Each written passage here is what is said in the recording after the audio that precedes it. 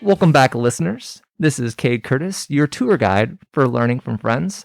It is a wonderful day to be able to have in 2022. I hope that you are doing well and everything is finding you in a great place. I'm going to continue my segment that I've had of like a good quote to kind of start into the day. So today's quote comes from Smart Schoolhouse. It is 10 signs you're doing well in life. Number 1, you have a roof over your head. 2, you ate today. 3, you have a good heart. 4, you wish good for others. 5, you have clean water. 6, someone cares for you, family, friends, coworkers. 7, you strive to be better. 8, you have clean clothes. 9, you have a dream.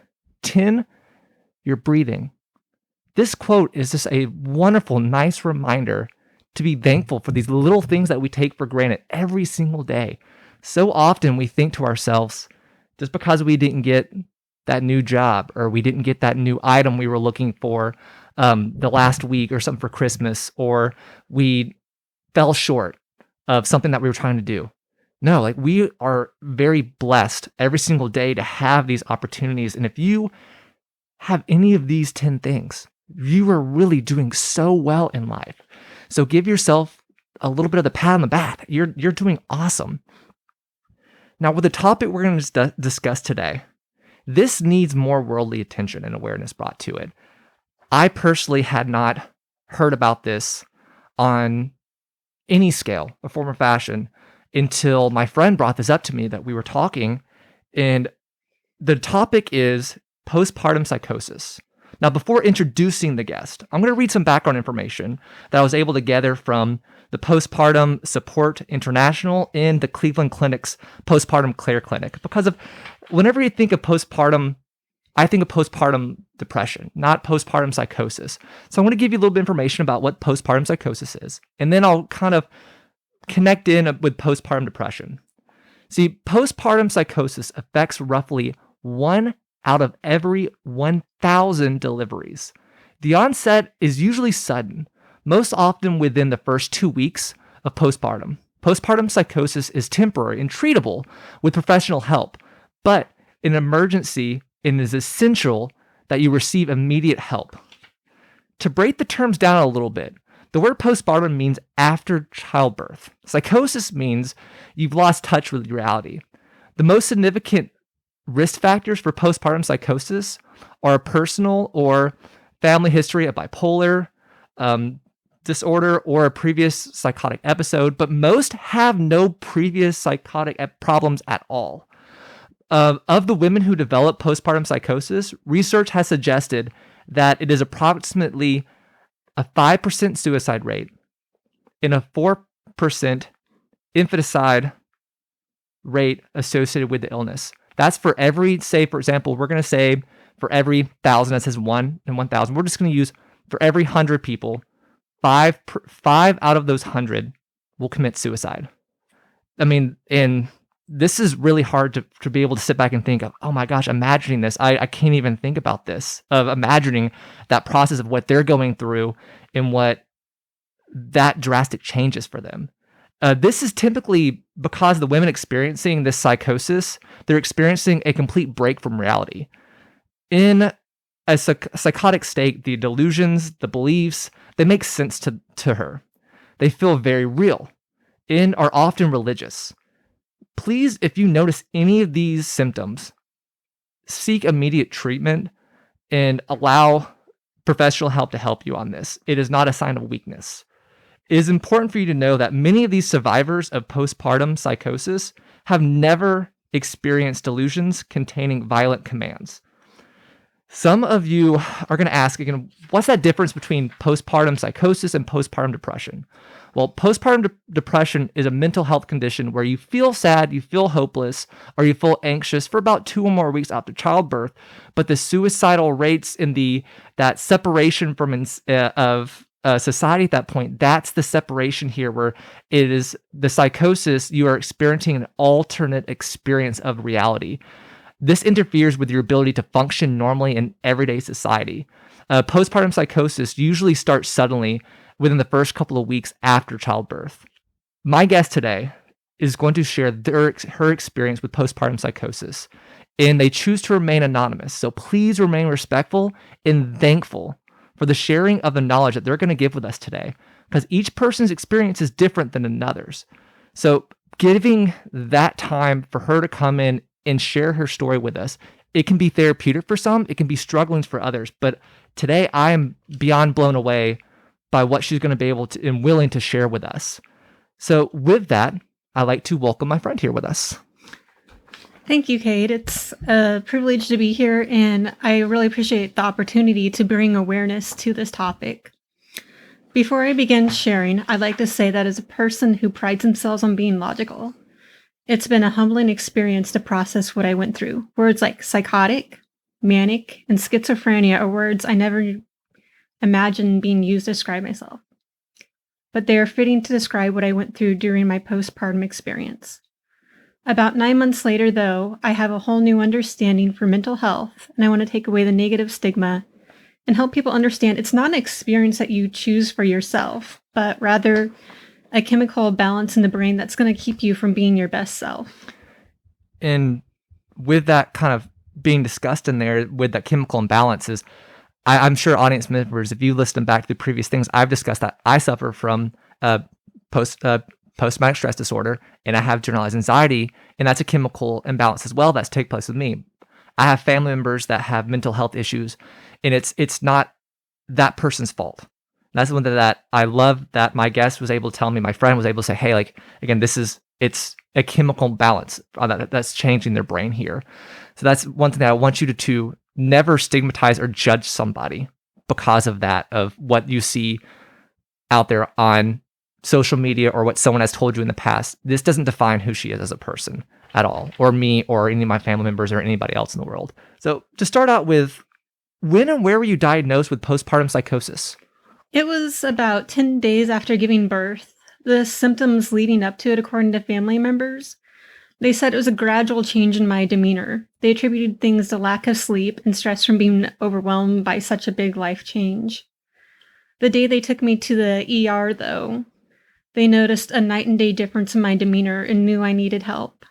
Just how to go about getting that help was unclear. They called my general practice doctor, and I think she encouraged them to go to the ER, which, your arm's not falling off, so you don't think, oh, I need to go to the ER for this. So at the ER, they asked my family a series of questions with a psychiatrist, I think it was. I'm not sure on the exact details since I was out of it. But yeah.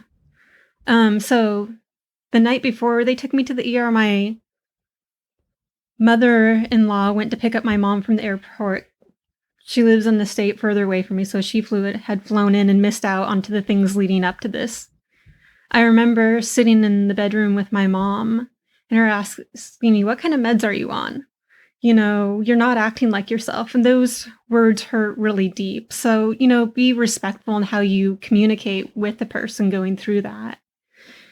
And yeah, I know she meant well, but it just really hurt. And I remember going to my bedroom that night and crying. Yeah, that's definitely a hard one for sure. When someone says, when they associate, are you on drugs or have you been drinking? Yeah. And it's not something that you've done. It's you haven't created this for you. Yeah, she was just wondering about the medications the hospital had sent me home with, which was nothing out of the ordinary. Is, your extra strength Motrin, I think it was. And then for women out there, you understand it when you're on the stronger drugs that you're going to have problems having a BM. So I was also on stool softener. Sorry, that's TMI. But oh, no, there's no such thing as TMI on that. That is A-okay. That's all part of the pregnancy package, guys. Yeah, and indeed, for sure, with that, and I can only imagine, words hurt from whenever someone talks to you, and especially someone you look up to, and you kind of perceive something of, that something's wrong with me, and it hurts you individually. Yeah, I don't think I knew I wasn't myself because, you're talking about in your intro, the person going through it their reality is their reality, and you have these deep-seated beliefs of this is how life is. You don't realize how far-fetched what you're saying or doing is to those around you. Yeah, it's true.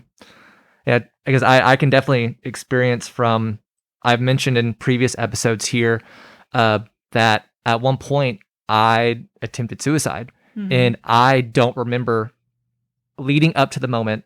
I don't remember any of that. You don't know what you said. You don't know the experience, because it's almost like your body will tune out in order to kind of protect itself in a weird odd way for it. And so your body doesn't want to remember that traumatic moments. So that was kind of how it went out. Things panned out, going into the ER and all that. I remember the day prior at the pediatrician's office, I just felt restless and unable to stay in the room. So I left the room and wandered the building, and my husband stayed with my daughter and finished up the appointment. But I don't know what it was, but I had some sort of belief in my head that made me uncomfortable being in the doctor's office. Being inside a doctor's office is for, at any moment, you feel like there's uncertainty in general, especially when you have a child as well that you're going in. You're worried about what's going on with your child, because you've had to either kept it with somebody, or you have it with you, and your husband's keeping an eye on you. The doctor's trying to figure out, and so there's a lot of nervousness of uncertainty that's sitting there immediately when you walk in there. Especially when the focus is almost coming back to you at that point, like, what's wrong with me? What are people feeling? I feel fine. I feel okay. So that's extremely nervous. But looking back, I'm willing to bet that was, a panic attack that was triggered by some sort of strange belief I'd had. I don't know that I directly heard voices, but I got ideas in my head about things that, continued throughout my psychotic episode. So yeah, those thoughts, they don't go away as easily, because whenever your thought and your brain gets it, it becomes almost like it is reality. It is, that is the exact thing that's taking kind of place for that. Now, did you ever experience anything of like a fight or flight during that time period of where things started to kind of kick in? Yeah. So the night they took me to the ER, I had one of those strange beliefs in there, and it was like a simulation game of heaven or hell, and based on the choices that were made, it determined if you go to heaven or hell. And so I remember being restless in the waiting room of the ER. And then when they took me into the room, the triage room or whatever it was, I got really scared, and I was in that fight or flight mode. And apparently I attacked my husband. Like, I saw one of the pictures recently of him at home with a baby, and there's like scratches on his arms, and I remember they put me in restraints, and sometime after that, I guess they gave me a shot that knocked me out, and I didn't wake up until the next morning. I felt rested and good and everything. And sometimes whenever they're a lot of people get confused of whenever they're giving a shot like that to sedate you, it's also allowing your body the time to reset, which is why you woke up probably really rested and a little refreshed from it. But I'm not saying refreshed me like completely, but it's your mind had a moment to come down, because whenever you're in those high moments where things are constantly escalating, it's hard to come down from it.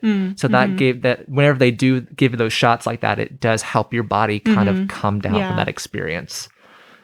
I don't know. When I was at the mental health facility, they ended up giving me some sort of shocks. I had one of those strange beliefs and experiences and acted out towards one of the other residents.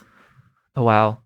Like I said, experiences you don't choose. Yeah. But it's just your mind's in a place that isn't reality to everybody else. So, what's the word I'm looking for? It's like you act bizarre and have strange thoughts and beliefs. Yeah, that hits the nail on the head. You said there was a series of questions. What were the questions they kind of asked in order to try to give you this diagnosis? I honestly can't say. I just know they interviewed my husband and my mother-in-law, who had been there watching these changes in me. And that's how they came up with a diagnosis. My husband said they took blood samples and stuff like that, and they are just hoping it was a hormone imbalance, because then you can say, okay, that's treatable. rather than this psychotic episode and not knowing when it's going to end. Yeah, you never can tell how long these periods of, is this something that's going to continue, or is this something that's going to be able to kind of trail off? You don't know, especially when coming out from giving birth, your body is, all these hormones and stuff has changed. You like went taking a car going, for those who are familiar with stick shift, it's like taking a car and going from first gear to fifth. Your body just is thrown for a loop because of this hormone change of supporting the life to being, okay, now there's no life. Like you just pull out an electrical cord. Yeah. But your body gets shocked by the experience. Yeah. And I couldn't imagine going through that. So for any, childbirth is just an amazing, miraculous thing, but we have to, again, understand that there's different things that can happen. Each person is different for that. Now, what are some risks and causes from postpartum psychosis? Risk and causes, you talked about the suicide and infanticide rate. Just to put it out there, that is a very, very rare experience, but it is something to be aware of. Because like Cade said, you have certain beliefs that you believe are true and you act them out, not knowing any better because you're not operating in reality of everyone else and able to be your best self. Yeah, I could only imagine that connection with, okay, your body's already making this change. Now, you also have a newborn here and you're not getting proper sleep. You're trying to figure out nutrition for yourself, nutrition for the child, and being in the hospital, transitioning, going home. There's a lot wrapping your head around there in a short period of time, and your body's trying to figure out how to heal as well from this traumatic experience that you're going through. Now, there are some points where, like you mentioned, that there were some experiences that you kind of noticed and that your family around you noticed. What are some of those symptoms that you experienced that were noticeable to others around you? When I got home and I was ready to embrace the fact that I'd gone through postpartum psychosis, I started researching it because I'm a nerd like that. And what I found on WebMD and some other places are like, check. Yep, I went through that. The first one was mania, which is a decreased need for sleep.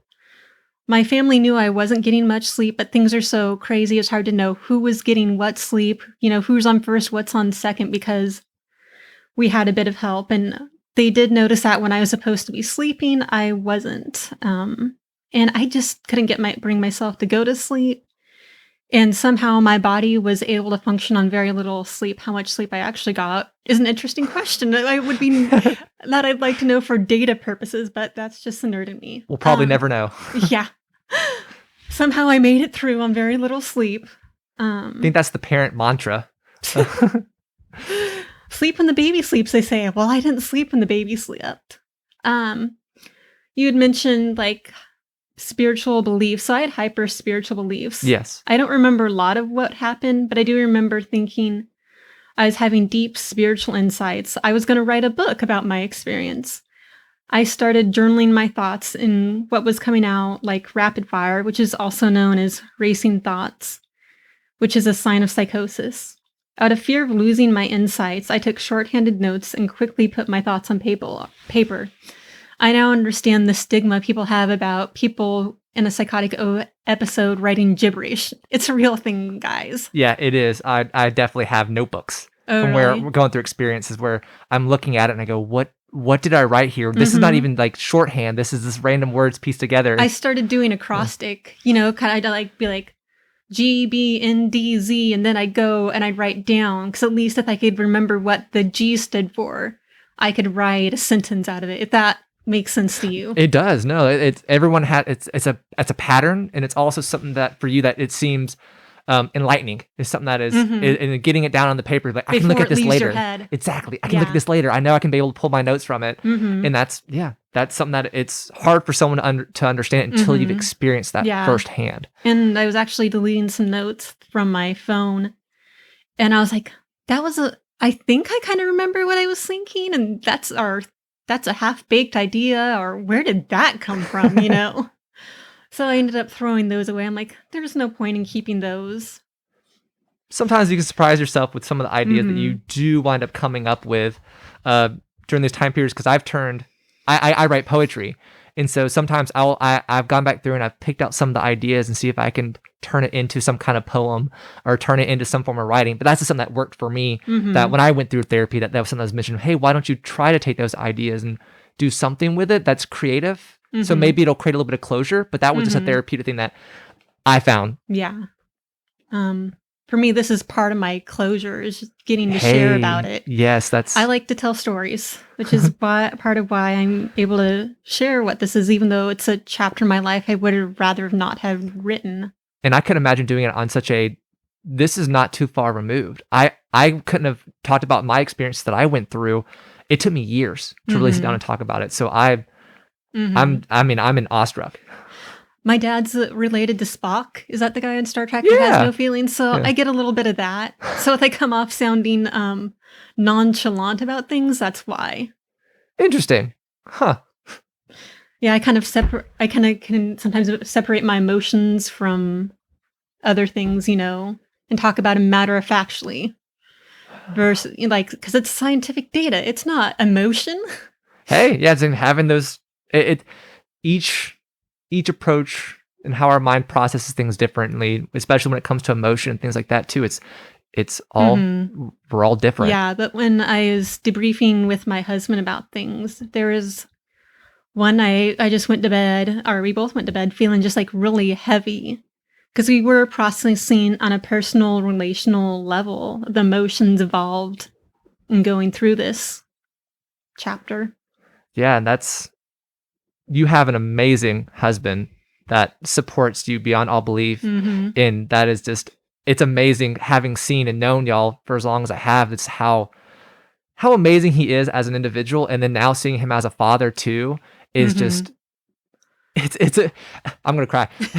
It's phenomenal. Like, it's just one of those things that you can look at, and seeing someone transition into that, you never know how someone's going to be, but you hit the jackpot. Thank you. I agree. I knew he could be a good leader and husband when I got into a car accident, and he saw me and gave me a hug and said, "We're going to get through this together," and just held on to me. In the days and months following after that, he proved those words to be true. And that's why I know, or how we were able to walk through this together. It's good to have that support system back there. Now, you mentioned about that you were having, it was like holy, like spiritualized events that you experienced. Thank you. We kind of went off on a tangent there. We get out there. It's okay. So for those familiar with the Bible, I thought I was a modern day Ruth for the pregnancy and postpartum world, and that God was going to use my experiences for such a time as this. I also saw myself as Solomon because of my quote-unquote deep insights. I don't remember the insight, but somehow I had understood how God was able to be the Alpha Omega, the beginning and end, and transcend time. I don't know what I thought, but I wish I could remember that insight, because now I'm just like, how is that true? But I'm not a theologian, so I have to check with my theologian friends. But you already had it. The knowledge from your time within Bible school, within like all, and having gone through the theology, so part of something kind of clicked and went from my past. Yeah, and that was I'll say that tangent for later. Anyways, so yeah, the scariest thing was in my hyper spiritualization is I somehow attributed numbers to being able to crack a code about when the world was going to come to an end. And that was scary. Yeah, holy moly. It scared me a lot. And that night it was stormy. And I think that was also the night my mother told me I wasn't acting like myself.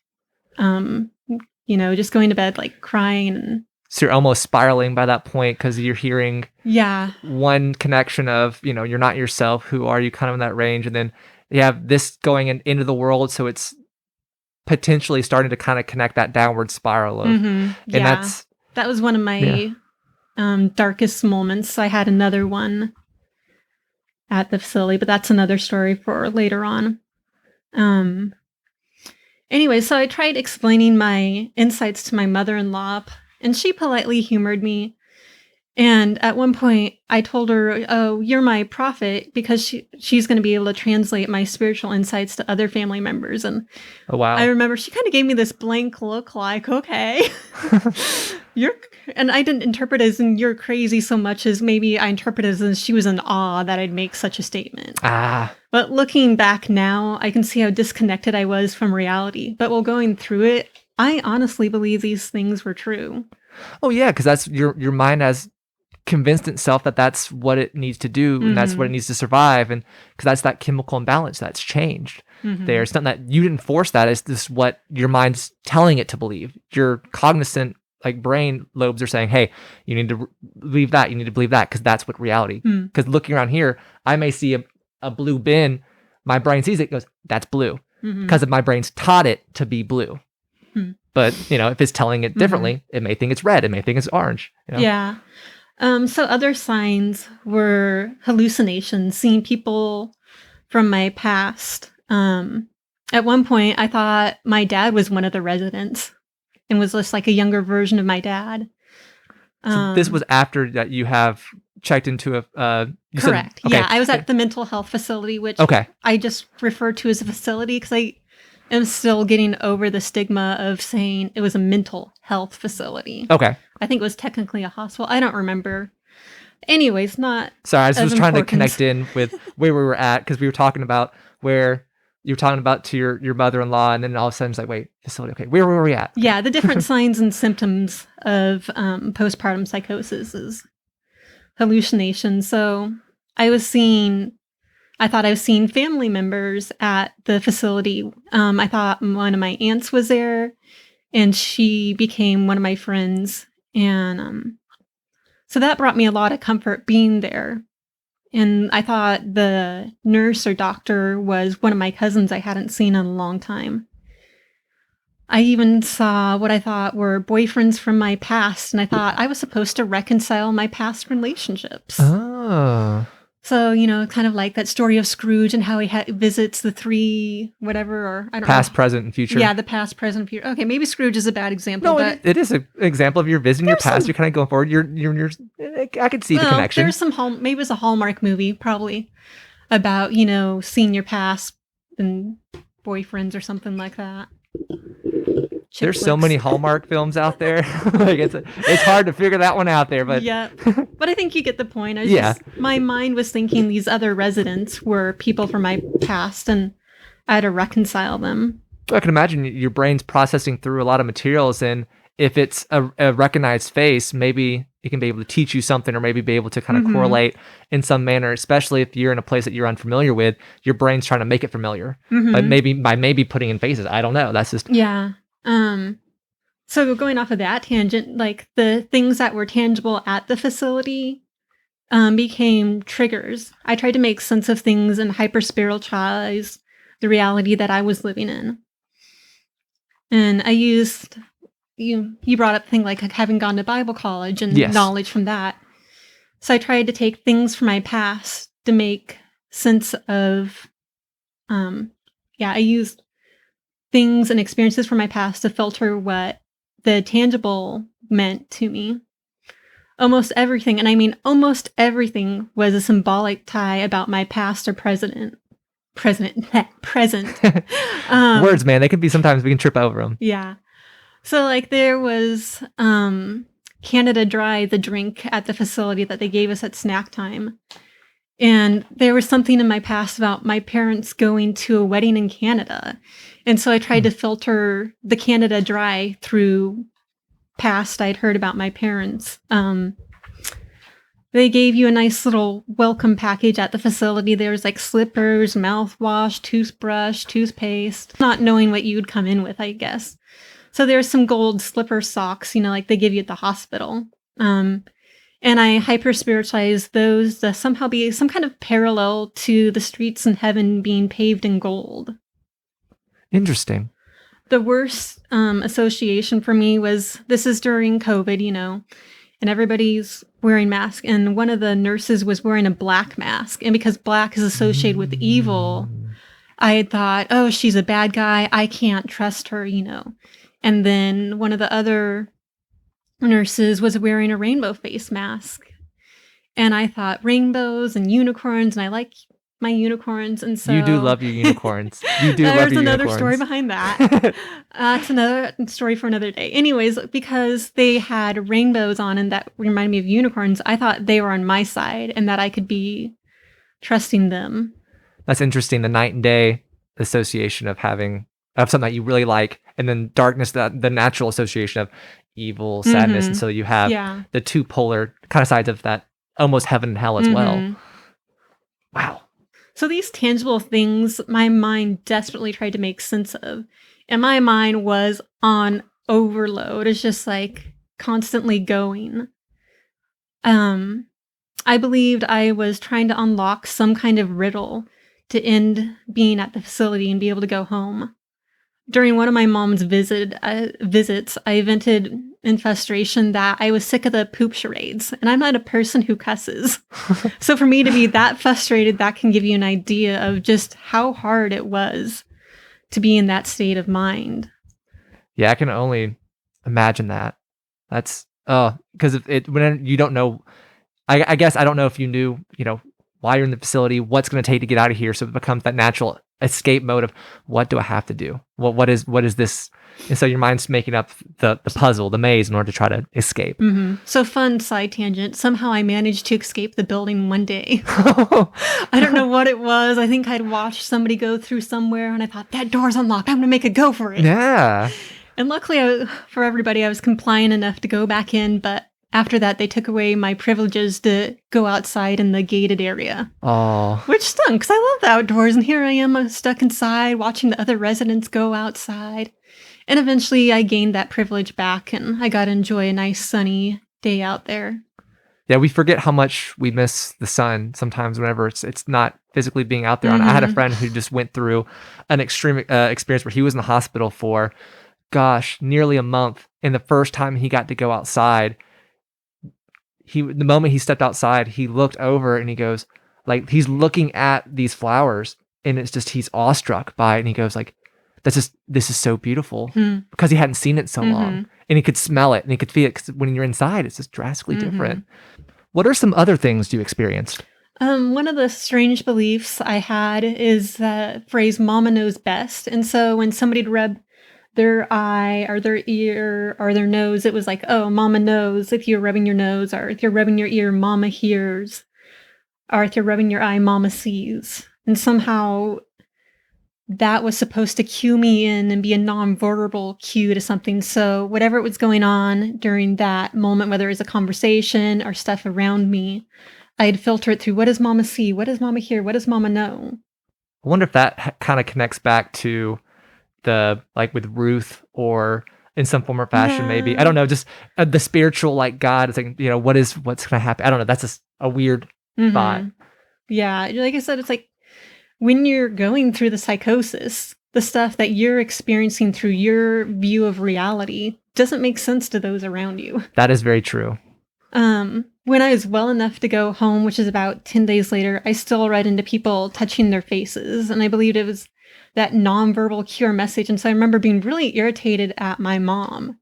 And luckily we had a mutual friend over, and I asked her, tell them to knock it off. I've got the message. Just leave me alone already. Enough's enough. And she said my demeanor was different, and that she tried to reassure me that, that they care about me and that it's not some sort of nonverbal message. But I didn't believe her. Yeah, mentally, your mind's still in that cycle, because you were in this facility for 2 weeks, 3 weeks? No, it was about 10 days, I think. When I look back at the calendar and I'm like, okay, here's about when I was admitted and here's about when I came home, because it was right before Easter, I remember. And so it's still very fresh on seeing those cues, and your mind had talked to you so much about that. In retrospect, I kind of questioned, well, should I really have been sent home? But I'm glad I was.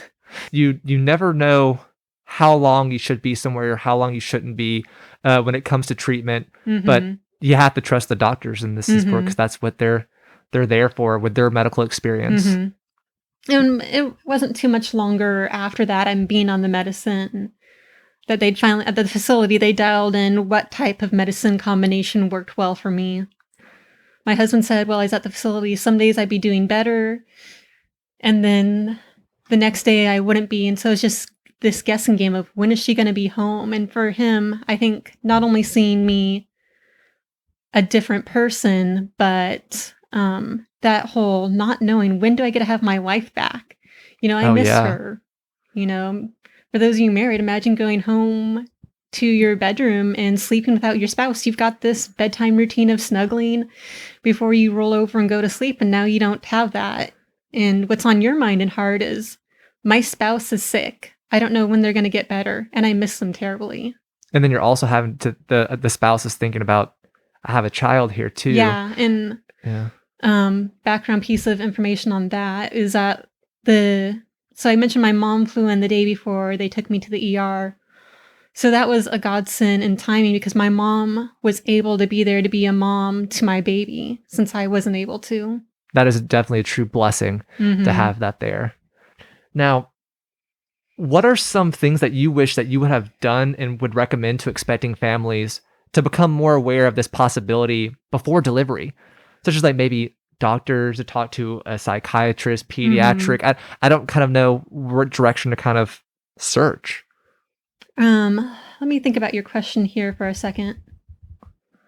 Because I know that there are pediatric psychiatrists that kind of do look into the health of the child, the health of the mother, but they're looking more at that past of in the family. There was no past for me. Yeah. And that's a scary thing. Whenever it comes out of nowhere. That's part of it comes out of nowhere. How do you expect the unexpected? Yes. You can't plan for that. Yeah. I mean, when people get their birth plans ready, they think, well, if this scenario happens, then I want to do this. Well, this is a scenario we didn't see coming. And like I mentioned earlier, my family didn't know how to quite go about seeking help. And, they don't think go to the ER. They think we need to reach out to the doctor. Yeah. And from some statistics I was reading earlier on it is over half of the diagnoses have no previous history at all of any family members or anything of that sort to it. So had you even read about this being something in any of your baby books or anything before that? So I think I checked out the What to Expect When You're Expecting, the classic pregnancy Bible. And they just had like this brief little paragraph about it, so that you might be thinking, oh, well, could it be this? But it doesn't go into any great depth or detail about it, which is why I wanted to come and share here today. Yeah, there's not a lot of information out there because I asked my family members and I've asked other friends around me once you mentioned that this was a topic you wanted to discuss. And I think I had maybe 3 out of 10 that had even heard of it. So what was a godsend to us is I had a doula and she had gone through postpartum psychosis when her twins were born. So my husband reached out to her at some point and she was able to give him some source of encouragement. Yeah, having someone who's had that experience, which I'm hoping that someone who finds this and listens to this, it will help them as well. Because having just someone to reach out to, because I think you mentioned earlier at one point when we were upstairs, whenever you were watching videos or reading stuff about laters, there's a lot of the stuff that's out there is the high extreme end of the experience. There's not that bottom level or middle level here. So what you're providing here is something that is what I phenomenal. found in the YouTube videos is more that extreme, they harmed themselves or the baby kind of thing. And I think that's what I'm seeing is the most extremes out there is because, well, the middle ground, what I went through is a real thing. It's not as shocking and jarring as saying, oh, I harmed my baby. And that wasn't my scenario. I just had weird beliefs and saw things and had a different filter of reality than everybody else. Now, I know around us in the world, we put a lot of focus on the child coming back before having the child. Yeah. Can you kind of tell me what was that like for you? And then all of a sudden that's kind of turning left. Like, cause I know that you had your gender reveal and that was kind of like a big focus for you because you were so excited about trying to find out the gender. Well, for me, I delivered in March of 21 and if I was going to have a baby shower, it was going to be in the cold. And I'm like, I can't do an outdoor baby shower in the cold. So I used a gender reveal as an opportunity to be my baby shower, because in my heart and mind, that's what it was. Because like, it's October 10th, I think it was, is when I had it. And for an Ohio day, we had nice sunny weather. It was 70. It was great. But yeah, people do put a lot of energy into gender reveals, baby showers, preparing the nursery, having a birth plan. But sadly, there seems to be more emphasis on these things than looking out for the mother's mental health. Lots of people are familiar with baby blues, and for those who have experienced that postpartum depression, I don't want to diminish it. But because postpartum psychosis is a 1 in 1,000, not many people have heard of it, which is why, once again, I wanted to be here to share this part of becoming a mother, because it was the unexpected for us. As it would be for anyone on that, because it's, again, 1 in 1,000. That percentile is... So the odds are low that someone, might have postpartum psychosis, but being aware of the signs and being able to talk to your medical team about how to get that professional help if it does happen to you or it does happen to someone is really vital to get treatment sooner than later. It is. I definitely can say with my experiences, if I wasn't forced to having gone and had treatments to take care of myself, I don't think I would have been, if I would have been another day or two longer, who knows what could have happened. And I'd staying with anyone with medical treatments, that the doctors are there to help, and they're there to help, and you need to be able to, if you can provide them the opportunity to help you, there is a chance of better survival for a better future. Even though we do get angry with losing loved ones or losing someone around us for like, oh no, they didn't do enough, but it's hard to, the doctors are having to make their decisions, and they're having to provide the best care that they can. And the earlier that something can be able to be caught, the easier it's able to be treatable. Yeah. Going back to like recommendations for people, as with watching a loved one pass away and seeing somebody you care about go through postpartum psychosis, it isn't going to be easy. I'd mentioned my husband had a really hard time not knowing when I get to come back home and thinking one day I'm good enough to come back home, and then the next day I'd have another episode and they wanted to keep me longer. Another thing is my family visits were 30 minutes a day, and there's a few times I refused seeing them. I remember one day I was so scared about whatever it was that I didn't want to leave my room, and my mom was there, and I wanted to see her desperately and have that comfort from my mom. However, they wouldn't allow her into my room. It had to be in the designated family visitation area. There was also another night I was talking to my mom, and she was saying that my baby girl had given her a hard time, and she was up all night screaming and crying. And I'd said, oh, good, she was taking it out on you on my behalf. So just be aware that the person going through the psychosis is probably at some point going to say some mean and hurtful words and not really realize how that's going to impact you. And if they're in their right mind and their best self, they probably never would have said that to you. It's hard for someone who's not in this to have experienced it to know that. It's hard to, and it's hard to expect that too if you haven't seen this person in a long time, that you kind of want things to be, in the sense of, we're going to use quotations, normal. In that sense, but your mind is still adapting back into that situation, and sometimes you're still saying things that you don't know the reality is still there. Yeah, and I was blaming my mom for having me in there. I think that came at a point when, well, I was still in and out of reality. I knew enough about the real life reality that I was in a mental health facility, and I wasn't happy about that. And that no one really expects growing up that's they're going to have to go visit at some point. Yeah, because it's not a chapter in your life you choose to write, but it's what happens to you. That being ready to ask for that help is hard. Yeah. One of the other encouragers I'd say is I wanted my, for women who haven't had a baby, don't think that you can do it all by yourself. Me being a very private person, I wanted that first week or two at home to just be me, my husband, and the baby. I didn't realize what a physical shock it was going to be for my body to deliver a baby. I tore in multiple places. And going into the pediatrician's appointment, 24 hours or whatever it was after she was born, I had forgotten to take my pain meds, and every step hurt. And I was about ready to cry. And I have a high pain tolerance.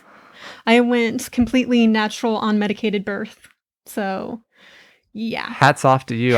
Oh my gosh. Oh, when they were stitching me up, that hurt. My words would have been that I always remember someone says epidural. Learn these words, epidural.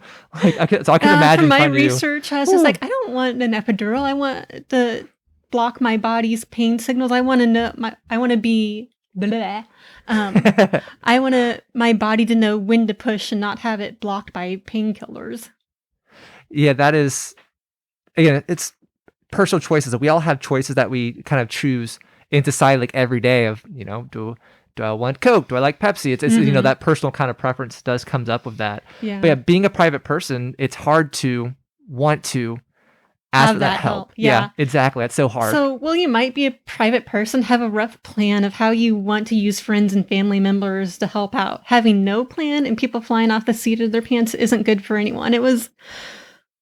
I don't remember what all happened that first 9-10 days I was home. I just remember it was kind of crazy and it wasn't good. Yeah.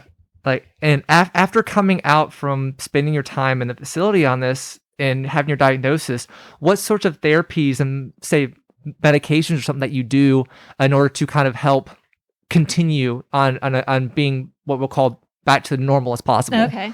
Well, I never thought I'd say I see a psychiatrist, but I do. I'm with you. I do. It's part of me and my pride being humbling from being a logical person. Like, I never see a psychiatrist, but I do. And so during our sessions, he asked me questions about my thoughts and my behavior to help make sure I'm on the best type of medication for my condition. And our last appointment was basically like, well, should we switch? No, this seems to be working. Let's keep on doing what we're doing until life settles down and you are able to get a solid night's sleep. And right now she's going through teething and it's been a little rough on all of us.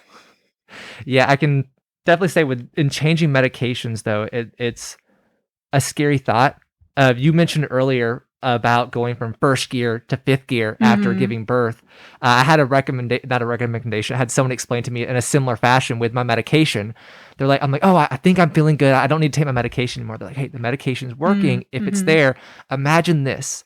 You are driving a car at 120 miles an hour. How does it feel? And I go, scary, because you're going super fast. You're going out, a little out of control. If one thing goes wrong, you're going for a bump, and you could potentially, wreck. And he goes, okay, how does it feel driving 40 miles an hour? I go, a lot safer, more control. And he goes, that medication is allowing you to get there. And he goes, at some point, you may not need all the medication that you're at currently. It's a slowly weaning off process to get down to what comfort level you need. And when you're at the facility, you were able to find, they were able to experiment with different medications in order to find which ones work and which ones don't work for you.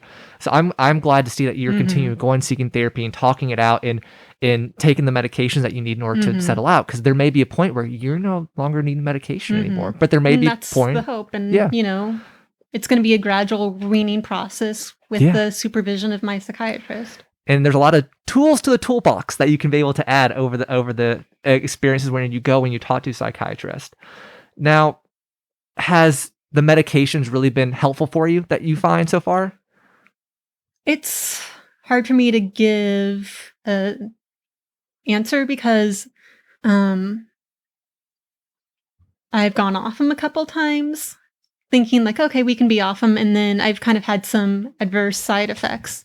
And I think part of that was just bad timing on what was going on in my personal life, which is why we decided at the last meeting that we're going to wait until she's sleeping through the night consistently.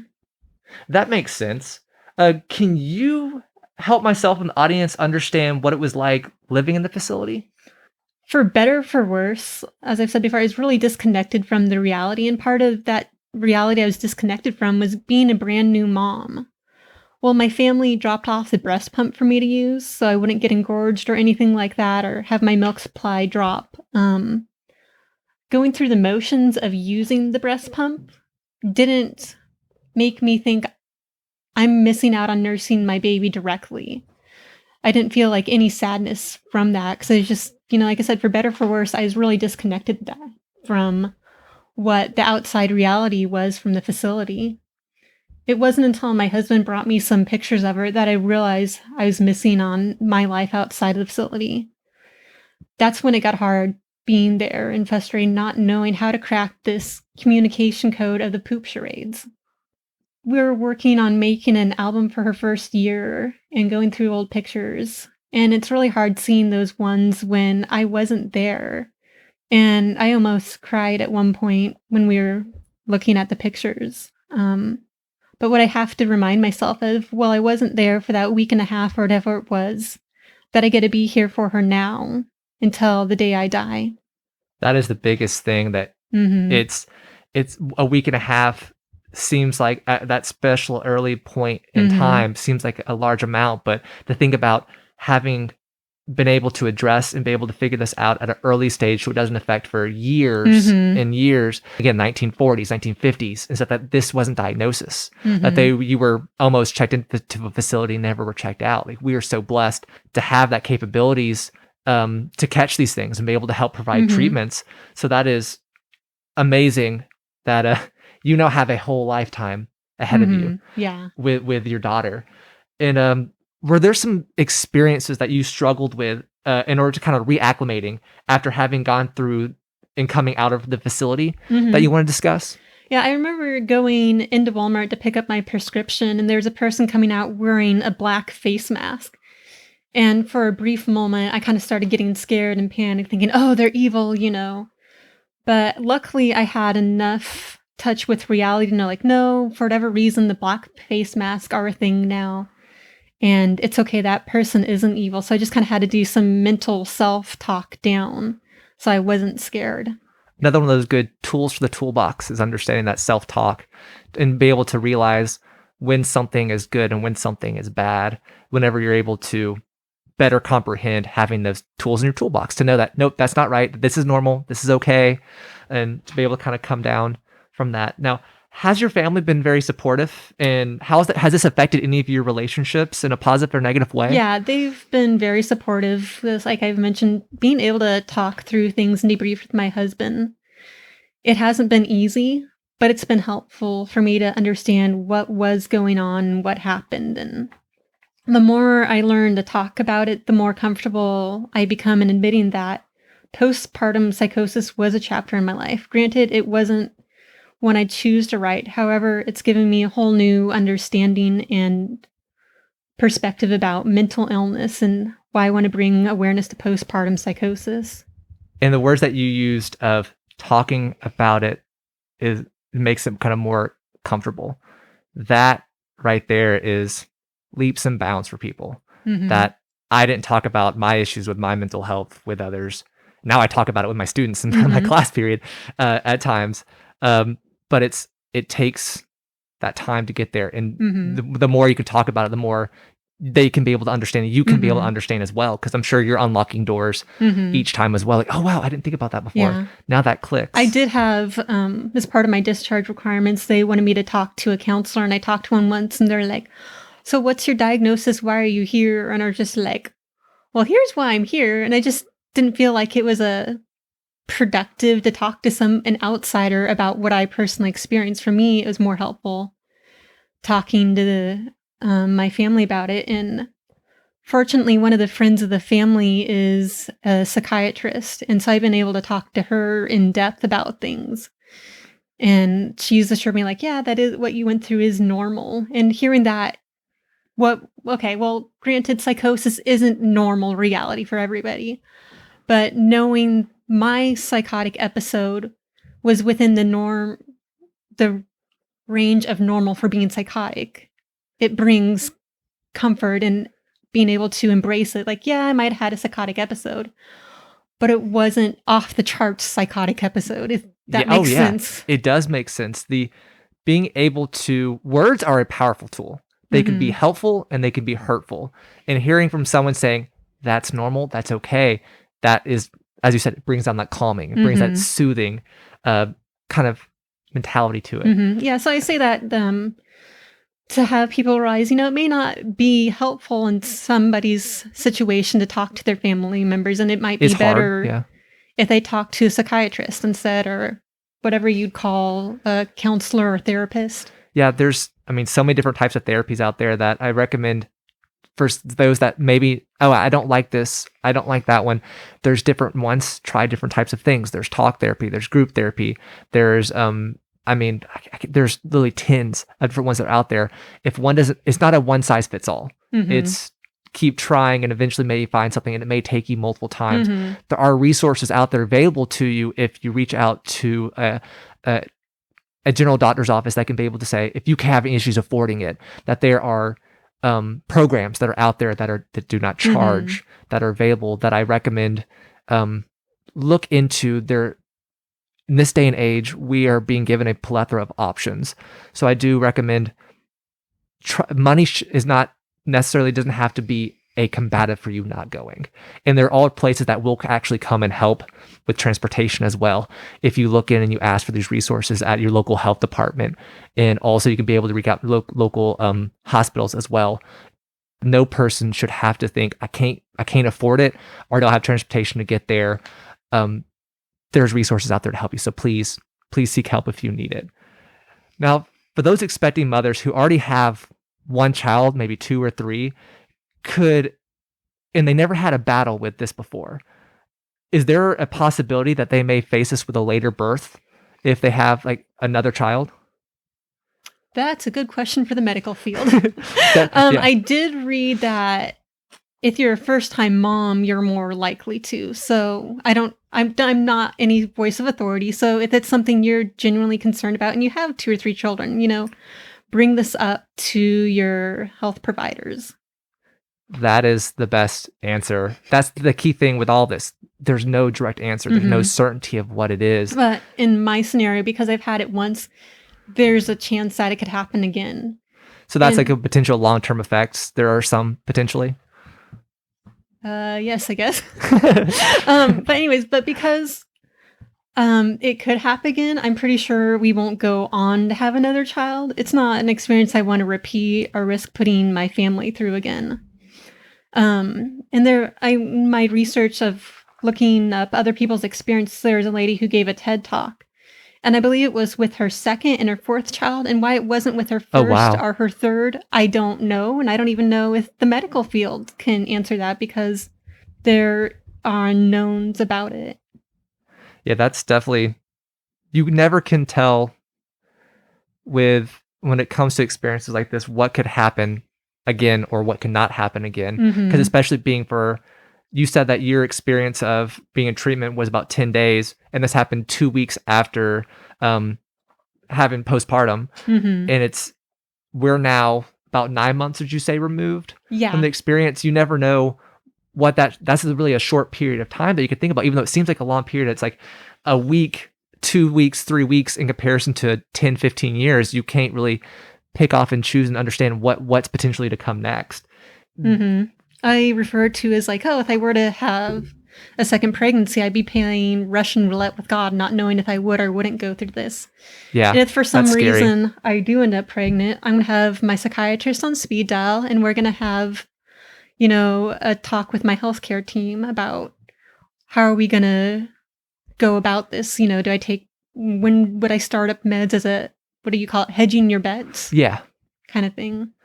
In one of our conversations, you had mentioned, is there a possibility that your daughter could experience this as well? From what I've read, and this is only one source, and I forget where it was, it said there's a 1 in 100 chance my daughter could also have postpartum psychosis if she goes on to have children of her own someday.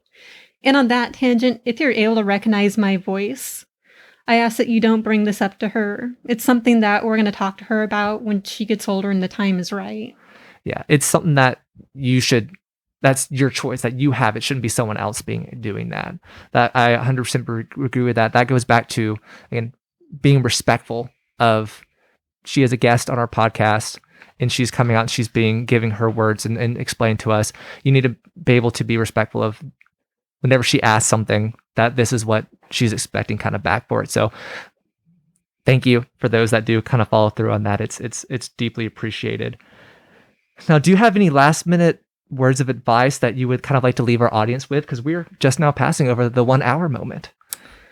I think I've brought this up before, but because the negative stigma of there is around psychosis, mania, and schizophrenia, it's not easy to admit having had a psychotic episode and seen a psychiatrist and being on meds for my mental illness. But as a good friend told me, it's no different than someone who has diabetes needing help monitoring their health and taking medication for it. We need to be kind to them and understand we don't realize how real and disjointed they are from reality until you walk a mile in those shoes. I never would have thought I'd be sharing the stories I did today a year ago when I was pregnant with her. I expected a normal pregnancy, and I had a fairly normal pregnancy up until the unexpected of going through postpartum psychosis.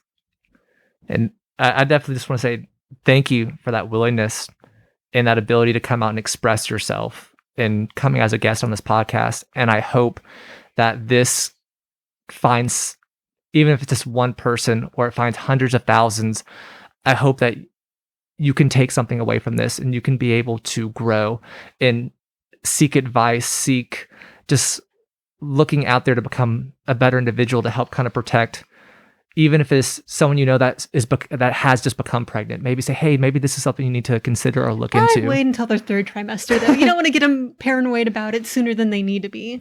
Well, that's true. But if you know in their family that they maybe have mental illness already prepared, for sure. It's little cues and things like that to look at as well. Just remember, it's like no matter how politely you might try in concern, you might try to share that with somebody, there's a chance that they're going to react negatively to it.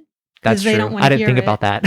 Sometimes the truth hurts, and it hurts for a reason. Yeah, that's very true. I have to be constantly aware of things that I say sometimes. I don't have sometimes a proper filter. So I need to be reeled back in. And that's a great reminder as well that you just said with, wait till about third trimester, allow them because they're already processing a lot going through their heads. Yeah, and they might have other fears and concerns going in their minds. Yeah, I mean... I can't even go on to, I've said this multiple times, I can't even go on to express how thankful I am for you coming on and saying this and giving your voice with this, because it took me years to be able to kind of say the things that happened to me, and you're doing this within 9 months of having gone through that. That is extremely brave, and that's a major start in the healing process that we hear of from the medical field, of being able to talk about and be able to go through it. Now with this, if you're concerned about someone's state of mind, here are some questions that you could ask. I want to thank Magellan Health Insights and also from their website, because I went through and looked at a bunch of material before writing down these questions to use that I was going to give to you guys and girls and people all out there. But also these come from my doctor visits as well, whenever I went and had to psychiatrist and therapist, because it's important to be able to know what questions you can ask. Yeah, how to appropriately ask them. And even then, it can backfire on you. Yeah, it can. But having some questions in your pocket to be able to ask, some will work, some won't work. But it's hard to know how to approach it. The first, I have 7 that I'm going to kind of give out. Number 1 was, can you help me understand what it's like living with your condition? That may seem like a loaded question, but really it's allowing them to speak. It's giving them a voice to explain it. Because rather than you saying, oh, well, I read on www. that since you have this disorder, you do X, Y, and Z. No. You have to let each one diagnosis is different. Each person's different. So that question is giving them the opportunity to talk. The next one is, can we do something together? Like get out, go have coffee, go for a walk, or go see a movie. That one's important because if you're not bringing up what's going on, say with if you know they're feeling bad or you know that they're not in the right state of mind, this is you just generally asking a question saying, hey, let's go and do something. I'm not going to say that we're going to go do this because I think you have a problem. It's I want to spend time with you. Let's go out and do something. It's kind of a distraction that you're putting out there. And sometimes whenever you do see that they're having this problem, maybe you need to use the different question number 3 with, do you need to talk? Sometimes, talking can help. Can make things feel a little better. Do you want to talk? And they may say no. They may jump down and say immediately, no, I don't want to talk. Why did you think something is wrong? But you may be surprised at some points of they haven't been asked that question of, do you want to talk? And they may open up. The fourth question I have was, how can I support you? Can I listen to you? Can I take you to appointments? Can we go on adventures? Can I give you a hug? Like these, being able to know that someone has a support system there, whether it's like your mother, your father, your friends, your uncles, your cousins, everybody else that kind of around you, knowing how someone can help another individual, that's a very important thing to have. So knowing that word of support, how can I help you? You're asking specifically, you're giving some examples. Number 5 was, how has living with the conditions shaped who you are today? That also is one of those ones that can seem loaded for some people, but I think it allows them to, if this is years down the road, it gives them the opportunity to feel like they can share, that they can give some information to you, because maybe they're on the other side, or maybe they're still going through something, but they see, hey, I can provide a little bit of extra insight. I can be able to give you something. My favorite one is, how are you? Like, just, how are you? You're not pointing out saying like, oh, I don't like what you're wearing today, or no, you smell funny, or something along those. You're just saying, how are you? Like, it's just kind of like saying hello. A lot of the times just saying hello, we go through the motions of good. Like, I like to go with the idea of like, I see you. Like, you're giving a little bit more in depth to it. So how are you opens up that door. If they just say good, that's okay. Number 7, you don't seem like yourself. And I want to know how you're really feeling because I care about you. That one can be really rough for somebody, because words can be deadly, but at the same time, they can be helpful. If you're realizing this person may be in a loop or be in a spot that they're feeling uncomfortable and not feeling safe, if you can shorten that to just saying, hey, I want to help you, or hey, I care about you. Sometimes adding in that at the end, because I care about you, really can be helpful. Some of these questions do come with a loaded kind of side to it, but it's sometimes, if you don't ask the questions, you never know. Because that's the worst part for me, is thinking that maybe if I just would have asked, or I would have just thought of something just to maybe take him out somewhere to a movie, or take him out to dinner, or just being willing to listen. That is the key thing here, is listening to others. From this episode and many other episodes, is I'm listening to my friends. I'm listening to my family and allowing them to teach me and grow. But I'm doing that by asking questions. So I want to thank you all for coming out and spending your time listening to this. If you like it, share it with others. I'm on all of the platforms like Google, Spotify, and stuff to be able to listen to. Like, subscribe, share. You can email me at cade, @learningfromfriends.com. I'm on Facebook. I'm not on any other social medias yet, but that's all out there. My guest, just thank you for coming in and sharing your time with us. Always say thank you if someone's spending time with you. Always be so grateful for that, because they're taking time out of your day. Gift of time is the best thing you can give someone.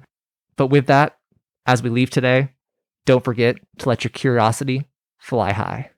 Have a good day. Take care. Bye.